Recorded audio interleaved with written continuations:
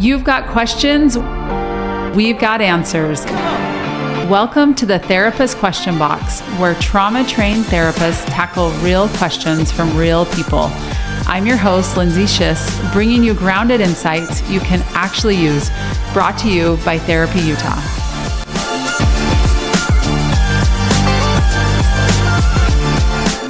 Welcome back to another episode of the Therapist Question Box. We are here to answer your questions, so get online and ask us. We love to hear from our listeners, and it makes the conversation so rich, so ask away. Today I have with me John Bowers. He works at Therapy Utah as a therapist. He sees clients that are struggling with PTSD, scrupulosity, and sexual addiction. John, welcome to the podcast. Thank you so much for having me. Yes. John, tell us a little bit about yourself. You've been on the podcast, but it's been a little bit. So introduce yourself, please. Yeah, I'm from Arizona, born and raised there in the desert outside of Mesa. I like to say I was raised in an art studio because my dad's a professional artist. So I've always What been kind of around. artist? He sculpts and paints. Amazing. So my chores growing up were a little unique. Yeah, like what? Like I would make plaster molds for sculptures, and I would bevel and stain plaques for reliefs and stretch canvas, that sort of thing. So the rest of us were emptying the garbage and you're doing that. Yeah. That's amazing. Congratulations. Yeah. I love it. Thank you. You win. Yeah. You win on the chore awesomeness list. Okay. Very cool. Yeah. So tell us a little bit more about you. You're a therapist at Therapy Utah. Give us a little more background. Yeah. I have an arts background. I love printmaking. That's something I do frequently. And I'm a singer, and I have a great personality. Dude, John. I don't know what to say. I love Those introduction questions are hard enough, but now there's a camera and a microphone in my face. Freestyle. Yeah. Love it. Yeah. Okay. Scripted. That is awesome. I will say, with your art background, we one time, do you remember we did an oil painting? Yeah.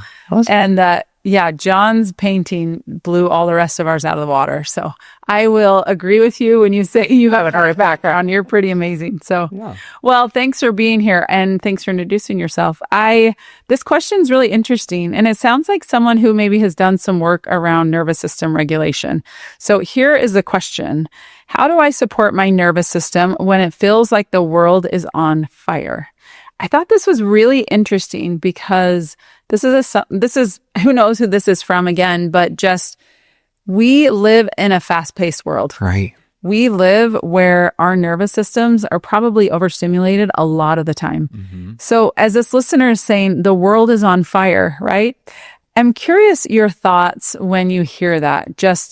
Let's start with just supporting your nervous system.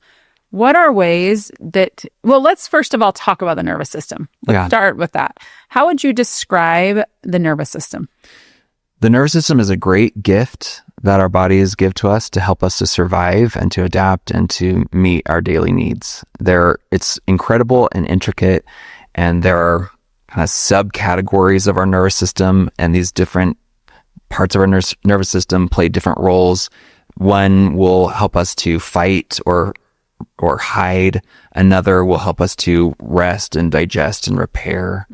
So it's very adaptive. And a lot of times people will kind of trash talk their nervous system because it feels like it's so like overactive. Yeah, exactly. Yeah. And it can be torturous, which it's understandable that people feel that way in our day and age.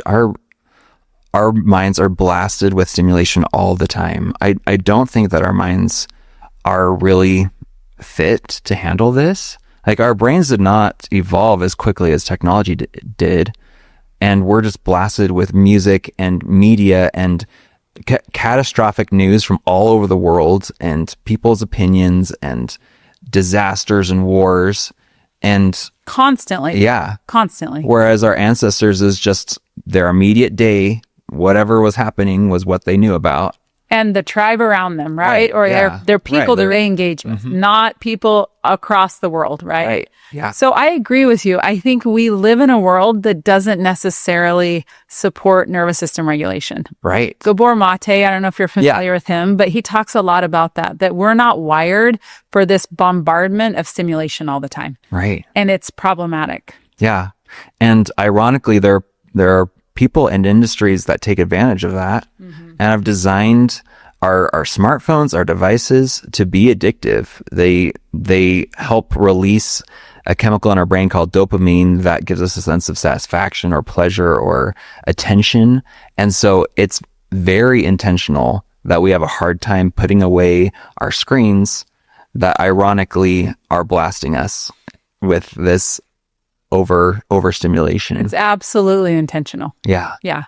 And so putting them away is also needs to be intentional. Right. And our desire for them, though, is not that we're necessarily broken or so addicted. It's actually there's science behind it that is proven that there's a reason we want them. We go for that dopamine hit, right? And we don't even realize it. Like I had an issue with my phone because it was like muscle memory. Totally. Like the second I was bored, my thumb knew exactly what to do, and I was presented with this feed of interesting things and these vibrant colors that make my brain think, ooh, berries, and I want to eat that. Totally. It's just like thinking about my ancestors, that's probably what it's harnessing.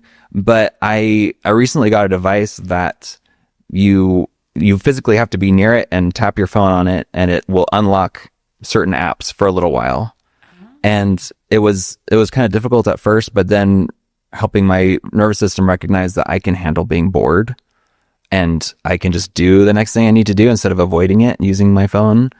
It's been wonderful. So did you do that because it was an extra step and it made your brain kind of get back online? Yeah. Yeah. And I leave it at home. So while I'm out and about, while I'm at work, I'm not doom scrolling anymore. So that is awesome. It's very nice. Good for you. You know, I tried something that I think was helpful as well, but it's interesting because I only left it on my phone not very long. Yeah. Because it wasn't that enjoyable, but it's to turn your screen from colored to black and white. Yeah. Have you ever done that? Yeah, I have. And guess what?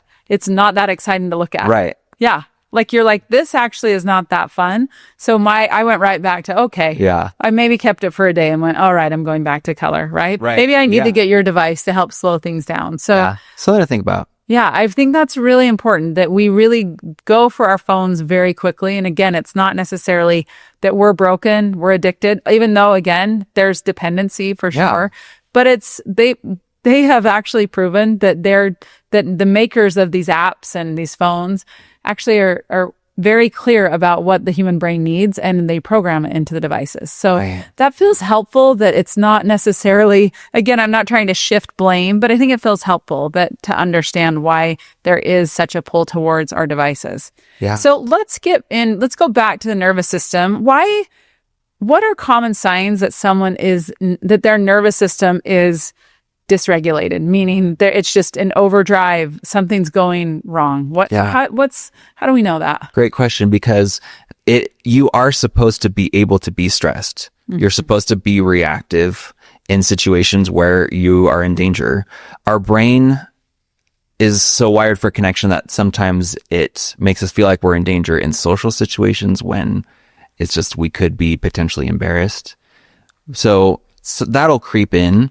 But if you feel like you are constantly just walking on eggshells just with yourself, if you feel a lot of tension in your body, if your stomach is constantly sick, if you're getting a lot of headaches, if you're having a hard time sleeping, if you feel like your reactions to people are very sudden and aren't reflecting your values, but are just reflecting your inner state, those are all big signs that your body is kind of in overdrive. Okay. As far as your nervous system goes. Good. So when I'm hearing that, I'm hearing that's like in overdrive. Yeah. Is there ever a nervous system like part that I would say like, okay, that's overdrive, it's up here.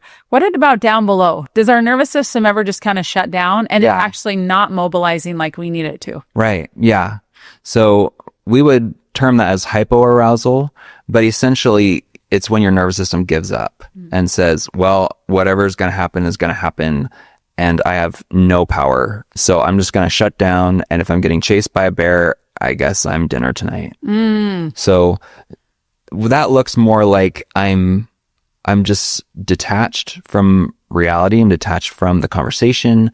I don't have interest in things. My muscle tone is you just kind of flop. You just sink. Yeah. And you don't have clear thinking. There's not a lot going on upstairs. You're just gone. Okay. So that absolutely happens. It does happen. So this is what I think is really interesting, is to understand that like those states of hyper, you were talking about when your system's in overdrive, or you're reactionary, or things are, that you have maybe some headaches or heart racing, or you're the opposite in hypoarousal and you're kind of like lethargic and you're not mobilizing, right? But that they're important states to be in. Like the goal is not to never get into one of those states and ever always just be perfectly normal, and we have none of that happening. I think that's an important reminder that it's okay to get in both of those states, right? Yeah. To go above and our nervous system's really activated, or to go below and it's deactivated. That those are important states to be in. Why do you think it's important to have that reminder that we're not supposed to just be perfectly balanced all the time, right? That they're there for a reason. Yeah. I mean, we think about mental health, and I should say a lot of people think, well, because I get anxious a lot, I'm mentally unwell, or I shouldn't have these kind of reactions. When, okay, if you're reacting in a way that does not reflect who you are and is hurting other people, yeah, that's a problem. But if your moods change, that means that you're a human being. The difference between healthy and unhealthy is, can I move in between these stages somewhat easily? And your nervous system is kind of like a muscular structure, in that you do need to practice regulating in order to get the kind of control that you want. And when you say control, do you mean to go from the different states? Mm-hmm. Okay. Yeah. And it's not going to be as quick as you may hope it will be. And so something that I would just try to comfort listeners with is that if you're trying to get better, you get healthier, look for the small evidences that what you're doing makes a difference. Rather than, I'm going from ripping my hair out to I'm relaxing on a beach in Hawaii. It's not realistic. Unfortunately. Right. Yeah. Right. But if you can say, okay, I did some breathing exercises and I recognize that my shoulders were tensed up. So I'm going to let them sink. I'm going to kind of wiggle around to loosen up whatever is being flexed and tightened in my body. Can I tell a difference? Okay. Even if it's 5%, that's a little bit better. And I'm telling my nervous system that I'm safe. It's listening a little bit. I think that is so important, John, because part of it is saying, I have some control over this, right? I can do things that help manage this. Like, okay, I took a few deep breaths. Okay, my shoulders are actually not quite as hunched up and my heart is not racing quite like it was. Mm-hmm. That starts to feel like, okay, I'm not out of control. I have some control of this. Right. And that starts to feel better, right? Mm-hmm. So I appreciate that. Like, it doesn't need to be extreme, but look for these little things that are helpful, right? Mm-hmm. So what would you say are things that are helpful to go between those states in our nervous system? Yeah. Well, therapy is kind of a double-edged sword, and we learn tools, and I think self-talk is very helpful. You could say, I talk to my anxiety and get curious with it and wonder, like, okay, what are you trying to do for me? Okay, you're trying to help me to not ruin my relationship with this person. So you're amping me up because this is really important. Okay, well, thank you for trying to help me out. I appreciate you being here. You're thanking your nervous system? Yeah. So tell us about that really quickly. Because that's a totally new concept, I would imagine, for a lot of people. Because they're going, this is not helping me. Why am I thinking this? Yeah. So just recognizing that this is a part of you that is trying to help you to achieve a goal or to keep you safe. And because we're so wired for connection, our social relationships are often the cause of our deepest anxieties. So it makes sense that your body would get amped up, and your mind and your body have a very strong connection.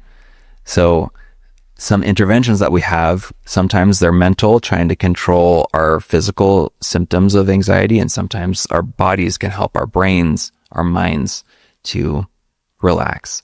So in this situation, like, you can talk to your anxiety, you can give it permission to relax, you can remind it that you've navigated these kind of difficult things before, that you're not going to make any kind of rash decisions that are going to ruin your relationships. So that's a good tool. And when someone their nervous system is always in overdrive, when it always feels like all the alarms are going off, all the sirens, it's probably not a result of self-talk issues. I think it's chances are it's more of, how can I change my relationship with my body and regulate differently? Okay. So use the positive self-talk, that's great. But it's hard to think yourself out of a way of living. You kind of have to live your way into a new way of thinking. Oh, say that again. Well, hopefully I can get it out.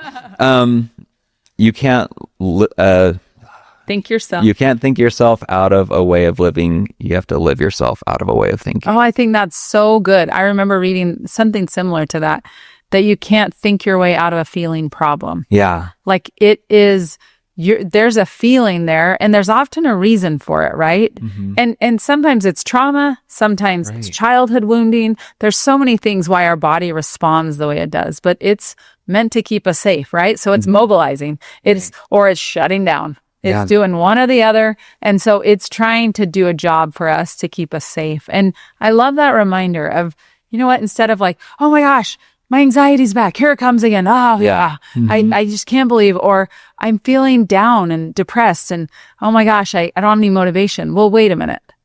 That's actually probably, well, not probably, trying to do a job for you. Yeah. It's trying to serve you somehow. So what is, by being down, maybe feeling some of that, like depression, maybe we can call it.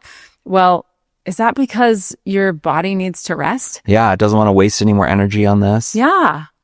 Or is it it's amped up because it needs to do something. It needs to mobilize. It needs to act. So instead of being frustrated, to say, oh, wait a minute, what's my body trying to do? And how's it trying to help me? I think that's such a change of thought and a paradigm shift that it's really important. Yeah. It's on your side. Yes. I think sometimes you have to parent it in a way, and that can look like doing things that you don't want to do, or it feels patronizing to take deep breaths right now. Right. But there are chemical reactions that occur inside your brain when you do certain behaviors that relieve your stress or help you to focus or give you motivation. Yeah. So absolutely. Yeah, you can help your mind through your body. Love that. Help your mind through your body. So good. I actually was saying that to a client the other day, like, don't take for granted how walking can help, right? With regulation. Don't take for granted, like, just walking, and get your phone out and voice memo. Whatever's going on in your head, just get it out there and move. I mean, it's like one of the simplest things. And I think we go, oh, I mean, how's that really going to help? Actually, it really does help. Yeah, it does. Right? So sometimes, like you said, we kind of have to go, okay, breathing. That feels really basic. Like, turns out I do that all the time. Yeah. Not a big deal, right? Like, I know how to breathe.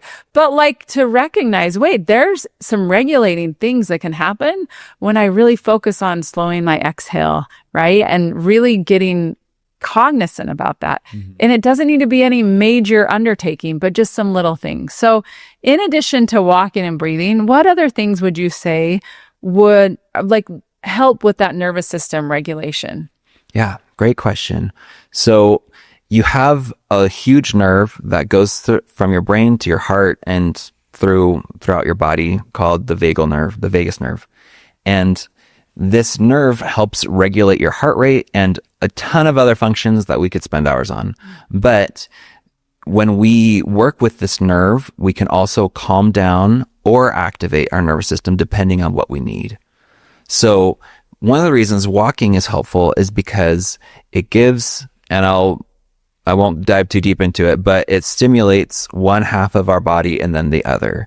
And for some reason, when we stimulate one half of our body and then the other, it's very relaxing. So you can do that in a number of ways. You could pick two corners of a room and make your eyes go back and forth and try to just imagine your body relaxing. For some reason, it's super helpful. So try it. Or you can alternate. I'm going to cross my arms across my chest and tap my shoulders one at a time, alternating.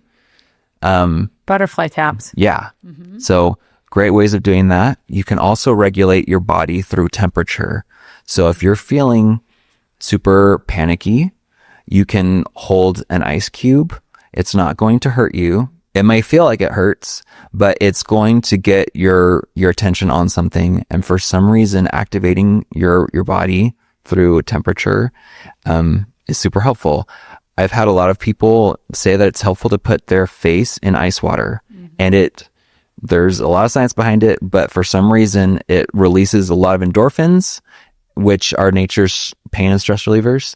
So that's a great way. Alternatively, you can take a warm bath and just soothe all your muscles that are super tense. And when your muscles are getting less tense, your body thinks, okay, well, I can't be running from a bear right now. Right. So this feels right. So would I, like, let's say the hot bath and the ice water, right? Face in the ice water. Am I doing face in the ice water when I need to amp up and go, okay? Or do I do that even when it's like, oh, I'm feeling stressed? Then I put my face in ice water. The ice water, I would say is best for when you're feeling super stressed. Okay. Because it releases the chemicals that it releases is helpful for that. Okay. But taking a cold shower is great for... And also feels like a punishment. Right. Yeah. Yeah. Yeah. One of those things. Yeah. Exercise is awesome and you need to be doing it. Yeah. I am not crazy about exercise. Really? Yeah. Why? Because we could spend an hour on that, but it's not comfortable, and it's vulnerable. Yeah. I'm like, am I wearing the right socks? What am I doing here? But yeah. John, we all feel that way. Gives your body something to do with the energy that it's exerting. Yes. So if it's pumping out adrenaline, it gives your body something to do with it. Adrenaline only lasts about 20 minutes in your body, but if you keep cycling through this anxiety, it can keep pushing it out. Yeah. But if you give your body something to do with that energy, that's a great way of expelling it and giving you those happy chemicals. I love that idea of the stress cycle, that we have to get through the stress cycle when our body's under stress, and not just letting it sit there, but saying, okay, what do I do to go through that stress cycle? And I think exercise is a perfect example of that. I was in the fitness industry for about 20 years. And I remember people would say, I taught spinning for a long time. I would say, I hate spinning. And I was like, well, you're crazy, but no, I'm just kidding. I would say, okay, that's fine. Hate spinning. What else do you like to do? Right. You have to find something that you like. Yes. Find something you like. Walk, run, cycle, row. I don't care what it is, swim, but just do something that you like. I mean, to me, that's one of the biggest, even more than socks, John. I hate to tell you. No, that was a funny example of why. But really, like, if you can find something you like and that will help you move your body and get through that stress cycle, it's so beneficial. Yes. And every movement counts. So even if it's low impact, yoga is an incredible way to release chemicals into your brain that are very helpful, very calming. Yeah. And focusing. And I would say even micro steps, like, even parking farther away when you're going into the office building, or when you are, somewhere where you could take an elevator or take the stairs. Take the stairs, right? You're just moving things and you're being deliberate about that. It's important. So it doesn't need to be this big overarching thing. Just being mindful of it, I think, is really important. Yeah. Your body is meant to move. And when it doesn't, it starts getting a little panicky. Yeah. And eventually it'll give up. And then that results in other problems too. Motion is lotion, can reduce chronic pain, it can reduce anxiety, all sorts of things. So true. I remember when I was studying for my exam, for my LCSW, just so many hours of studying. And finally, I don't know why I decided to do it, but I got a walking desk. And I remember thinking, like, okay, well, this will just be movement because I am like so sick of sitting here studying. And I'm telling you, I retained so much better. Good to know. Yeah, I did. And I really do think it was that movement, like you talked about, that both sides of my brain was being activated while I was moving. And now I work on there as much as I can. I study on there. I do things because it has provided me, again, not just movement, but I really feel like my brain is activated so much more when I'm actually moving. So if you can do both things at once, if you can work and move, I mean, I work at the University of Utah, and I went into the library and they had a whole section of walking desks. And I thought, oh my gosh, it's brilliant. It's something that I think a lot of people are realizing it's really beneficial. Yeah. So. And we could go on for a long time about all these different things. There's a lot more that we can talk about. Yeah. So with that, tell me, is there anything that, you brought up so many good points. Is there anything that you feel like that I haven't asked you or that we need to cover that feels really important? Well, just as a rule of thumb, if you are not getting at least 7 hours of sleep, if you're not exercising regularly, if you're not... Stop really quick. I think sleep is so important. Yeah, I would say it's the number one intervention. Number one. For helping your nervous system. Number one. It's everything. When I am meeting with clients, the first thing I talk about is their sleep. Because if you're not sleeping well, you're not eating well, and you're not exercising, right, like all these other things, it's going to be like, yeah, that's not going to work. You don't have a fighting chance. You don't have a fighting chance. So sleep is number one. Okay. Yeah. Go back. Yeah. Also, human connection. A huge plus, if you have access to this, is if you can get a hug from someone when you're super dysregulated, you're releasing a chemical into your brain that is very comforting and helps you to feel safe and like you belong, that things are going to be okay. So physical touch is a great way to do that. If you have a dog or a cat, mammals tend to be the best for this, but connecting with them is a great way of releasing those as well. If you can find ways to stimulate that vagus nerve, it's going to be helpful to you in regulating your nervous system. And remind us ways to stimulate that vagus nerve. Yeah. So an easy way to do it is through singing. I think that's one of the reasons why I love singing so much. You're a singer, John? Yeah. Really? I'm addicted to the happy chemicals. I love it. But you can also hum, an easy way, and it's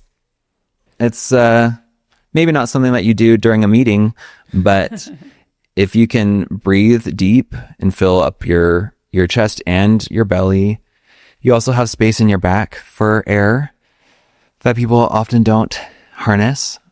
But if you take a deep breath and hum out something like VOO, so VOO,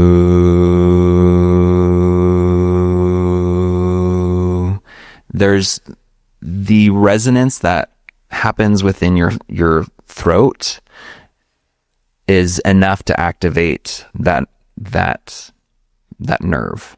Interesting. So the tapping is also a way. Walking, being barefoot, you can gently stroke your arms or your hands, rub your hands together, or gently touch your face. Just tactile grounding practices. Yeah. A great way to do it. Gosh, and those are easy. Yeah. Like you don't need to go anywhere or do anything. Yeah, and you can do it subtly if you're in public. Like there's a lot of interventions that you can use. I love that idea. That it doesn't have to be, you got to go to the yoga studio to get regulated. You actually can do it in the middle of a meeting. You could actually, tap both sides of your legs in the middle of a meeting, or, it really anywhere. Yeah. Right? I've actually had that experience where I was in a grocery store and was feeling like I was dysregulated, and I put my hands together and just started rubbing my thumb with my other thumb. Mm-hmm. I clasped my hands together, and it was interesting. I didn't realize I was doing it, but it was a form of trying to self-soothe. Yeah. Yeah. Right. Mm-hmm. And it happens sometimes without us even knowing, but I really appreciate you giving us those extra tools. Right. And if there is a way to incorporate more stillness into your life or less noise, then I would go for it. I come from a very political family, and I felt obligated, like it was who I was, that I need to be very well informed to be able to express my views and defend them. And I was consuming a ton of political media, and it was taking up a lot of my time, but it was also making me so stressed because there's so many things going on in the world and so many things to be upset about. But at the end of the day, I only have the ability to like vote once a year, and you can only rally so much. But it got to the point where it was too much, and I decided that I was going to inform myself at election cycles, but beyond that, I was not going to blast myself with media.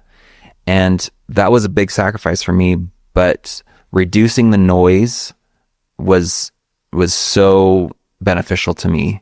And just with that overstimulation, if you can find ways to have more stillness in your life through meditation, journaling, listening to soft music, just give your body time to relax or to just hear natural sounds. Yeah. That's probably an abrupt turn. No, I think that's actually excellent. And I really think it's a reminder that you have to be proactive.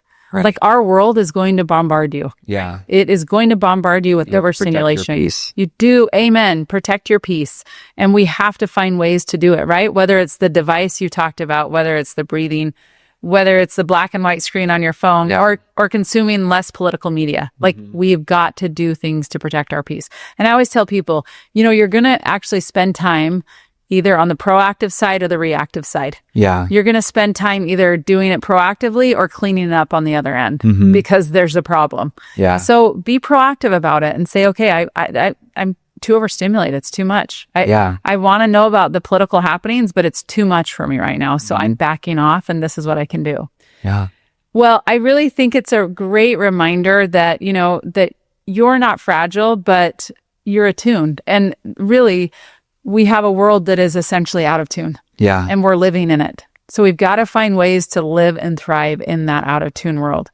I just want to go through a couple of the points that you made that I think are really important. I love the idea and the reminder that we're supposed to be reactive to stress. Like this is our body's way of keeping us safe.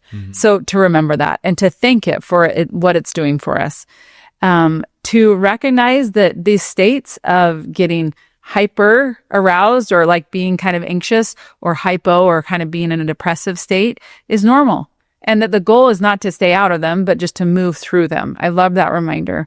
And again, recognize it's trying to keep you safe. I think that's such an important reminder, not that it's horrible. My nervous system's I'm always anxious. I'm always feeling down. No, it's trying to do a job for you, right? Sleep, exercise, human connection, animals, right? These are all ways that can be regulating to our nervous system. I love the reminder of our vagus nerve, that it goes from our brain to our heart. It's the largest nerve in our body, and that we can help regulate that. When that nerve is regulated, it helps us feel more at a place of peace by singing and humming. And I appreciated how you showed that reverberation so you can kind of feel that, right? Yeah. Excellent. Really appreciated, John. So many good insights and really valuable information as we're all trying to learn and navigate our nervous system in a world that really bombards us, right? It's not overreacting. Our nervous system is just often overburdened. Yeah. So we need to take the burdens away from it and be proactive about it. So pick your battles and protect your peace, right? Excellent. Well, we appreciate you tuning in to the Therapist Question Box. I hope this information was valuable to you. I think all of us are bombarded in a really loud world with so much stimulation that the information that John shared with us today can help not just us, but our families and those around us to help find ways to help regulate their nervous system. If you found this helpful, please like and rate and review. And as always, you can ask us a question on the Therapist Question Box or the Therapy Utah website. Until next time, take care. That's a wrap for today on the Therapist Question Box. I'm Lindsay Schiss. Thanks for listening. And remember, every question you ask is an opportunity to learn and grow. Brought to you by Therapy Utah. Hey, this is Kathy Kinghorn. I'm an owner at Therapy Utah. If you'd like to book with one of our trauma-trained therapists, go to www.therapyutah.org. Thanks for listening.